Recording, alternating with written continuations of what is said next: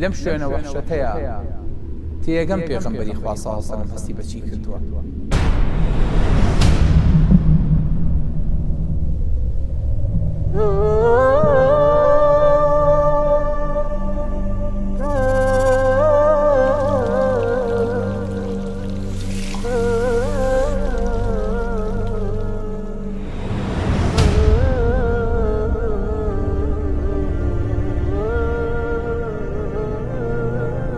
بەهەسکینم پەیامە هاتووە چۆن سەحابە و چۆن نەوەکانی دوایی گۆڕی ئەکرێ ئێمەش بگۆڕێ.